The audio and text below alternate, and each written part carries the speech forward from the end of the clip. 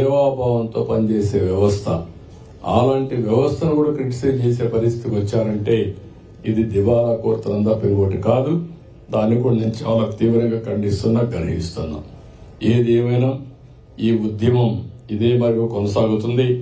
ఎక్కడ కూడా నిలిపే సమస్య ఉండదు. నేను ఎన్నికల మేనిఫెస్టోలో ఒకే మాట చెప్పాను. నేను ఆ విషయాలు రేపు మాట్లాడతాను. ఈరోజు దీనికే కన్ఫైన్ అవుతాను. సార్, ఈ తిరుమల లడ్డు ప్రసాదం విషయంలో ల్యాబ్ రిపోర్ట్స్ బయటపడ్డాయి. ఇప్పుడు మీరు ఎలా భరోసా ఇస్తారు భక్తులను? అందుకనే భక్తులందరూ కూడా మనోభావాలు దెబ్బతిన్నాయి. ఎవరు ఊహించలేదు. వెంకటేశ్వర స్వామి హిందువులకి కలియుగ దేవుడు. ఒక నమ్మకం, ఒక విశ్వాసం.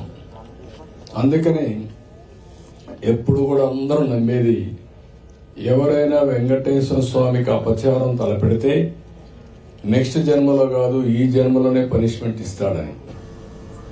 అలాంటి వెంకటేశ్వర స్వామి వితరణ చేయడం కోసం కడాన ప్రసాదాల్లో కూడా నేను ఏదైతే చెప్పానో అలాంటి ముడి సరుకులు ఏవైతే వాడారో ఇవన్నీ నాసిరకం కాకుండా అపవిత్రమైన ముడి సరుకులను వాడారు.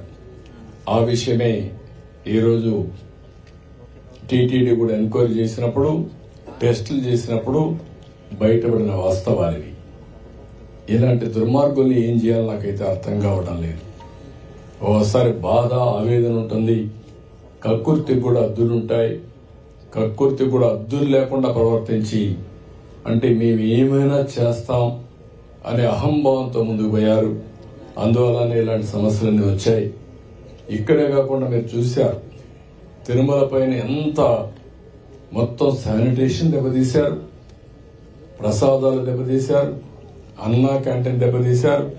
కడాన వెంకటేశ్వర స్వామిని తీసుకుపోయి పెళ్లిళ్ళు, పేరంటాలుంటే అక్కడ కూడా ఊరేగించే పరిస్థితికి వచ్చారు. నేను ఆ రోజు కూడా తప్పు పట్టాను.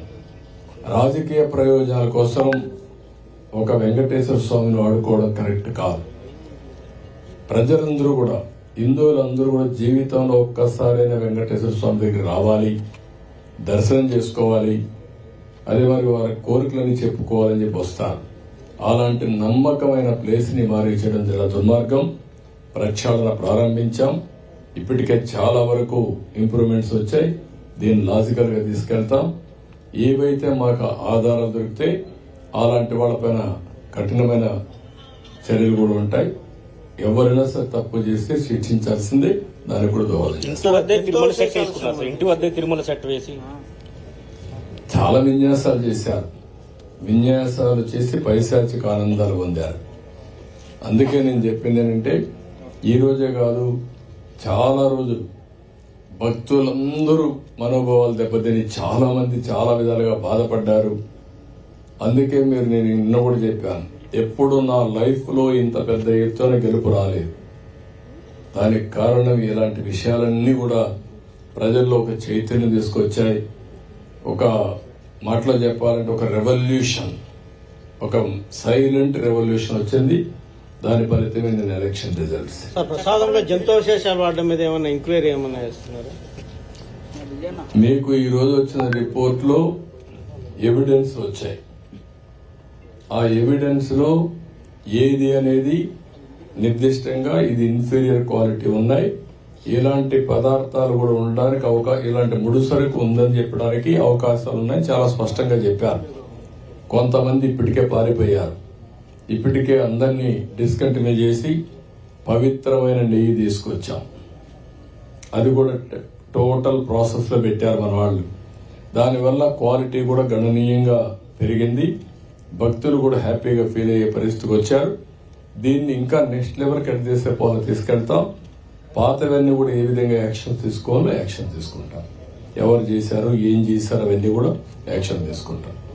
Okay, thank you.